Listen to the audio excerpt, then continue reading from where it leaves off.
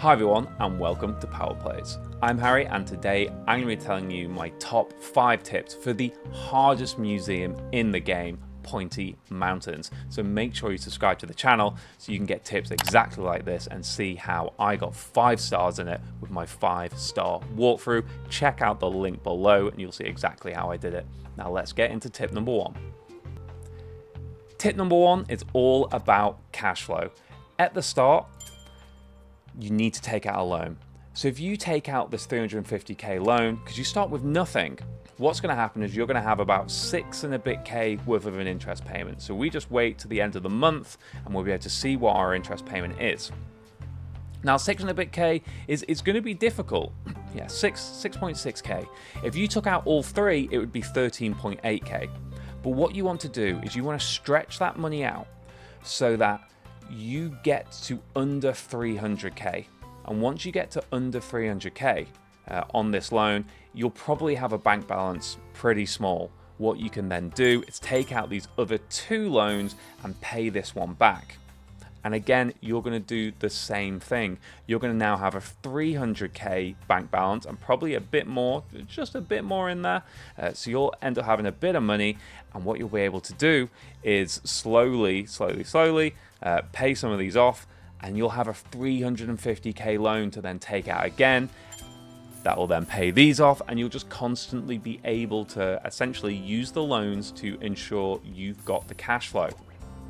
Now, what I also do is very early on, I end up selling the workshop and the analysis room, because when you're not using them, that is just cash tied up. I don't level up these machines, so I'm not losing out.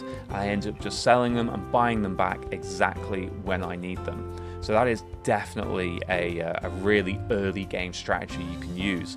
There's also actually a few exhibits that you can then sell, which is actually going to end up making you some money. Some of these exhibits, so you can see this is, let's just say 5,000.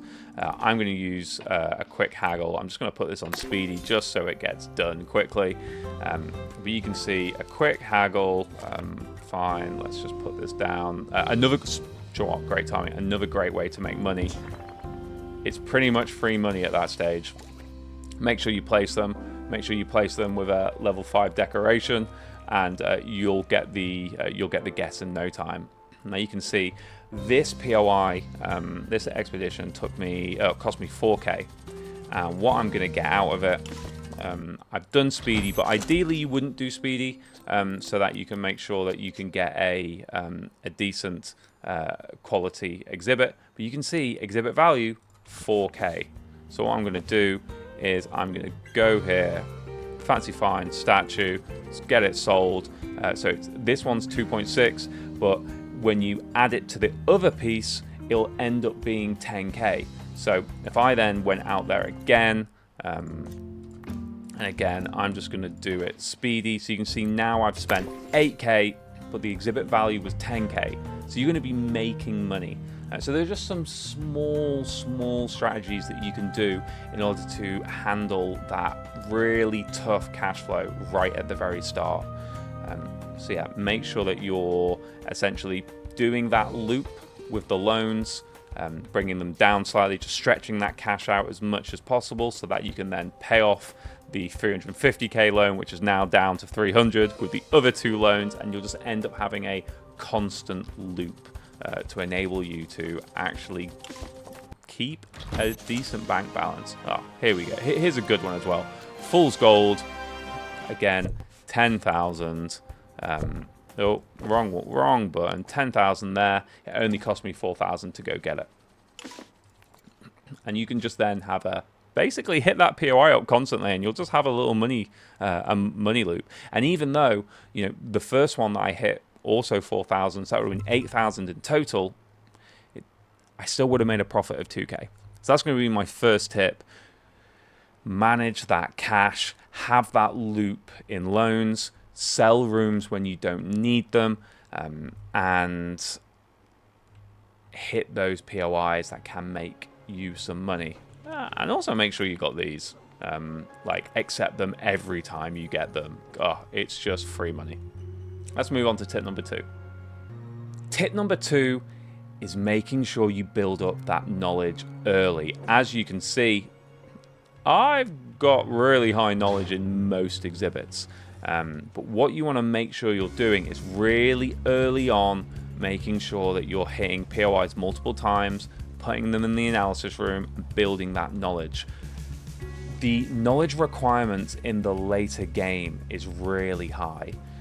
You have to get, I think it's 25 guests with 254 knowledge. Now, as you can see at the moment, I've got a lot of guests with really high knowledge, but that's only because I've got so many exhibits, and I've leveled them up so many times to ensure that I've got the max knowledge. You also get some really cool decorations as well. So, you know, what's not to love? So make sure you're hitting that knowledge, because all that's going to happen is that you're going to get to the late game and you're going to be sat here doing expedition after expedition after expedition, waiting to build up that knowledge, and it's just going to take forever. So make sure you build it up early, just so you avoid that really long delay. You will thank me. So let's move on to tip 3. Tip 3 is about mid-game. I think it's the 3rd star, when you need to get 130 guests at once.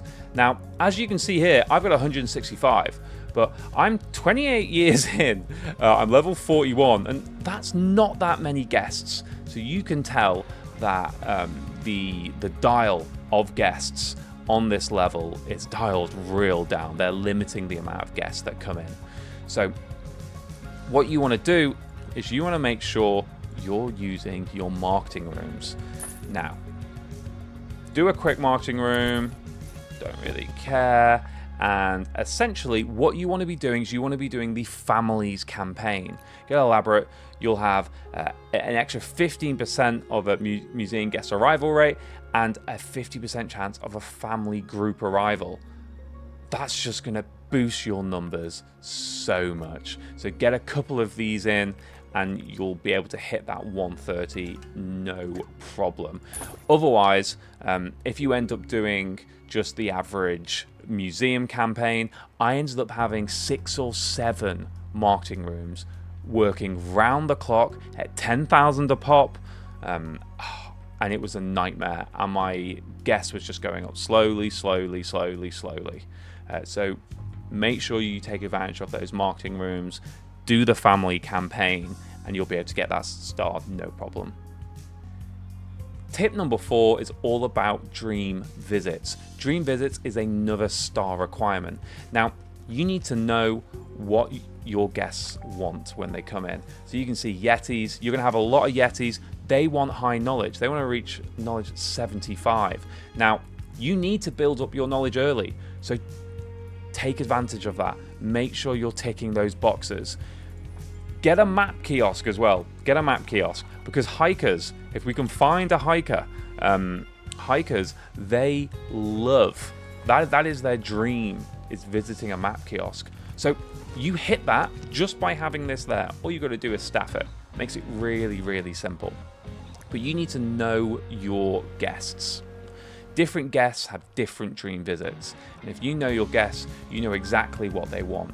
We've got ones that want buzz. In fact, let's just go here. You've got ones that want buzz. We've got view 5 dwarven device exhibits. That's not that hard. Go to the POI, hit up the dwarven device, that's a tough one to say, and just lay them out. Yetis with the knowledge. Goths want to turn into a vampire, so obviously I'm not going to hit that up. But goblins want to see 20 exhibits with a decoration of at least 5. Again, that's a fairly easy one. Elves want high knowledge. There are children that they just want to visit 5 different entertainment items. So just make sure you build 5 entertainment items. It's great for your museum. It helps boost the happiness. But yeah, just make sure you know your staff, make sure you know your guests, and just adjust your strategy accordingly. You already need to boost knowledge, so why not hit the Yetis, hit the elves? You need dwarven devices. You can see here, all my dwarven devices, you need them. So there you go, that's the dwarves ticked off. The hikers build a map, just a single map kiosk. All of a sudden, you've now hit 4 out of the 5 that you need to get that star. So get some entertainment items, bam, you've got 5. It's that simple. You just need to have a little think about what you're going to do. Now, let's move on to the 5th tip. So the 5th tip is a fairly easy one, but you could just overlook it. You want to make sure that you're varying your exhibits. What do you mean? Well, so you can see here, I've got some frozen exhibits over here. That's going to make sure that all these Yetis that are coming over, they're going to be super, super happy. I've got lots of entertainment down. That's going to keep the kids happy. I've got my dwarven items over here. That's going to keep the dwarves happy. And you want to make sure that you're varying them. You're covering all the different subcategories, grouping them all together, and I'm going to be fitting the needs of my guests. Now, if I wanted to lean more into fish and attract the wetland guests, then I'm going to need to lean more into fish. If I want to lean, more into the goths, well, I'm going to have to get some vampire plants, right? You want to make sure that you know your guests. You want to make sure that you're varying your exhibits to make sure that you're covering all the different guests' needs. And you will be smashing this level in no time. I've managed to do it fairly easy just using the Fancy Finds DLC. However, I do recommend branching out a bit, throwing in some botany, throwing in some dinosaur bones, throwing in all that, because it's just going to make your life a lot easier. You're going to be able to tick off all your different guest needs. You're going to be able to use already high knowledge exhibits. The thing is about only using Fancy Finds is that you're starting off from scratch unless you built it in another museum already. So you want to make sure you're already coming to the party with some exhibits that already have high knowledge. If you go to the Bone Belt, you know that your boa conductor skeleton and your pterodactyl skeleton, well, that's going to be high knowledge already. So's your Ribro, right? You've hit that POI so many times, so that knowledge is already high. Take advantage of that, because you need your knowledge to be super high. Now, I know you guys are just going to use Fancy Finds anyway, but if you want to make your life easier, make sure you're branching out just that tiny bit more. Now, if you found this useful, make sure you subscribe to the channel. If you want your museum rating to be 100%, your guest happiness to be through the roof, your bank balance through the roof, well, make sure to check out the link in the description so you can see the playlist of exactly how I did this. 100%ing the DLC, getting all the Fancy Finds stickers pristine. You know what to do. Hit that subscribe button, and I'll catch you in the next episode. Bye for now.